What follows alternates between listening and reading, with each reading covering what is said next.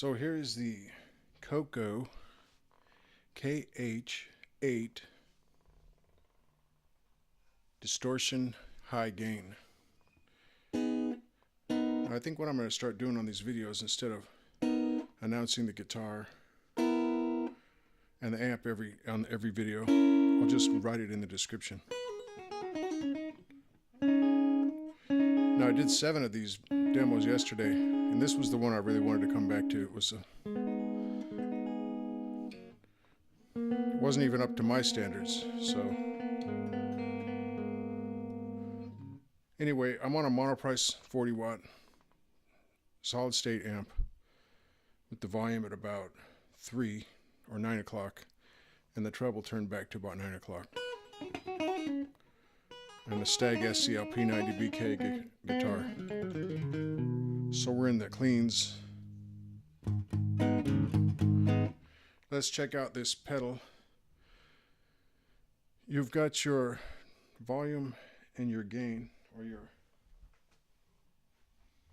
your level and your gain. You can see that G, that upside down G there on your left. Behind that you have scoop. You can see the P from the scoop over there on the right rear, and you've got your tone. Now, I spent minutes yesterday. I ate up minutes in yesterday's version of this demo, just trying to figure out what that scoop was doing, and whether it were related to the tone. Like whether the tone were, moving the scoop around. But I've come to the conclusion, and maybe you'll think differently, but it seems to me like the scoop is at a fixed spot in the spectrum, somewhere in the mids, and the tone is a separate knob altogether. Well, you'll be able to hear it in a second. The scoop gets really extreme over there by about 7 o'clock as you turn it almost off. It really takes a leap there in the first, just say that first notch or so. But I think the scoop turns into a resonance peak. Like it goes up. It's like an upside down V or a V. It can go to a notch.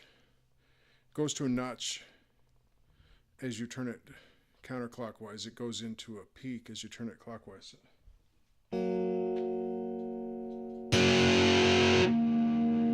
So you can see that even with everything pretty much at 12 o'clock,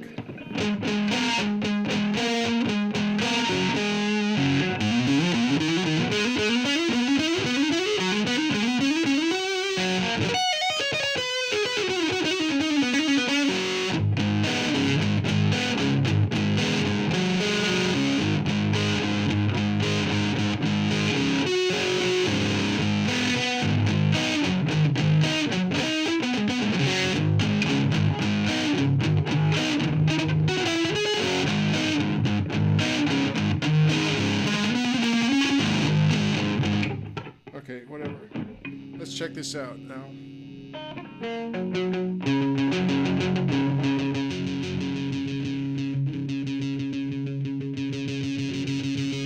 I still hear some highs in here, so,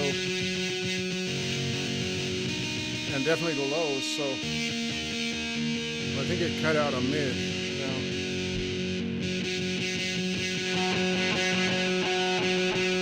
Notch or two, about 2 notches there, and the effect is fairly pronounced, back to sounding more or less normal.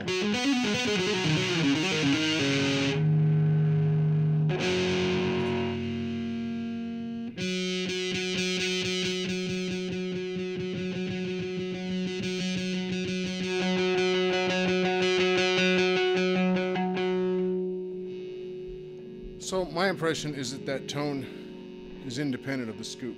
The scoop is a fixed frequency.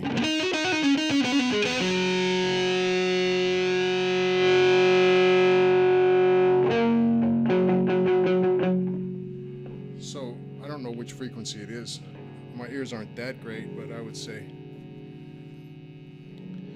somewhere around 500, 600, 800.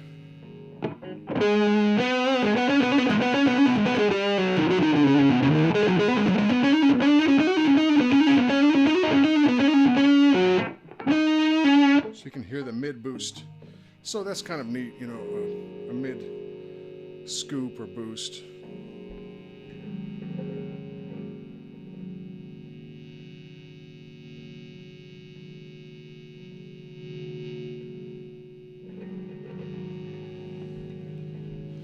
Okay, so I turned the volume down so I could test out a higher gain.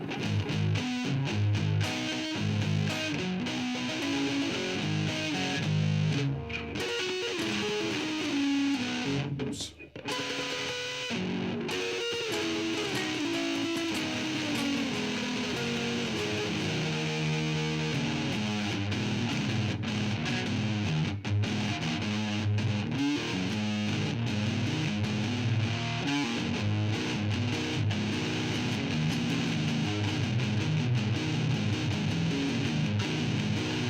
That's entirely too gritty for my taste. Too much sand up there in that gain.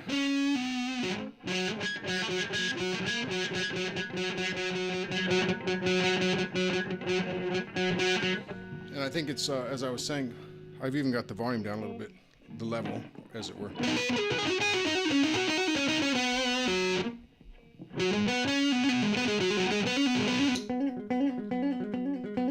That's the pedal off.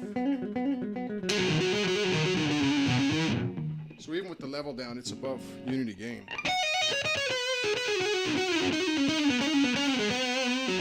So I think it breaks up, you know, more dramatically than, you know, some of these subtle gain pedals. Or maybe you don't know, but I'll say you know anyway. But I'll bet you know.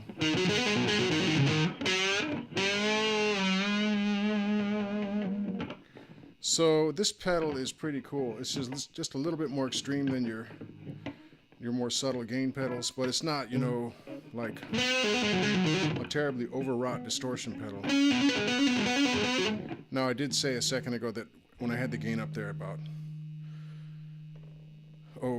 3 o'clock from my view, that it was getting too sandy or gritty or whatever, and it was. But at this setting,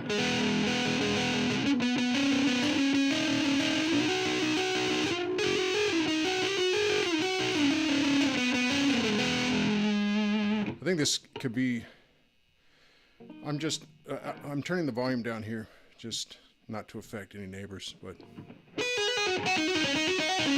under normal circumstances, I think what I would use it for is I would put the level up to mid and have that boost, you know, during a lead. When you're playing single notes, when I'm playing single notes.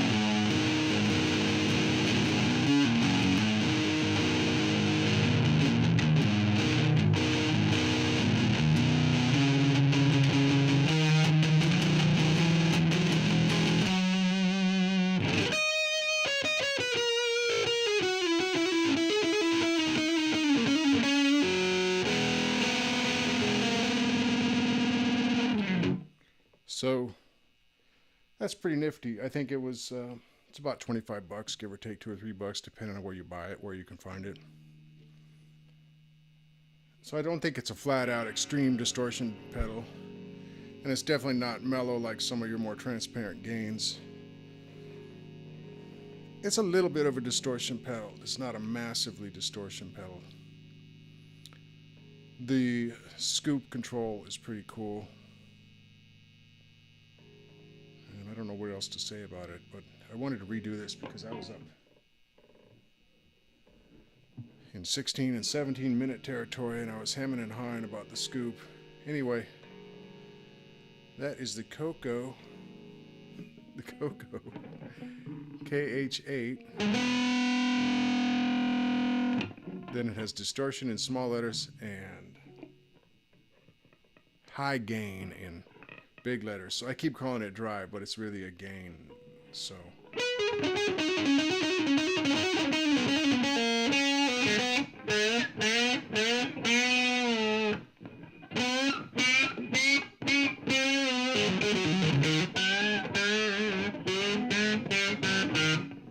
sounds like it's got a little spank.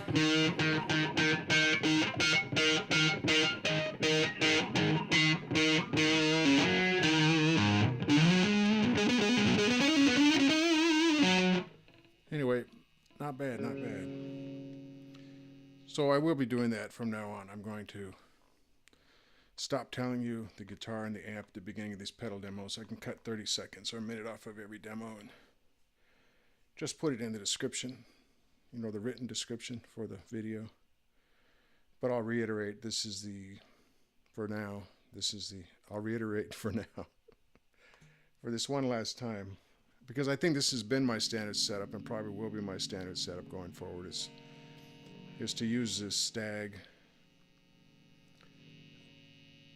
the SELP90-BK guitar with the Monoprice 40 watt solid state, you know, at a fairly reasonable practice volume, and the treble rolled off a bit. Now, fairly reasonable practice volume is when we're talking about the channel, the clean channel without any pedals. Whenever I start plugging these various drive and fuzz and distortion, drive, distortion, and fuzz pedals, as it were, you never know what's going to happen, so it gets a little out of hand where my neighbors might be concerned. Anyway, that's that. I would sort of recommend this pedal. I think I speak about it in the chorus pedals or the overdrive pedal.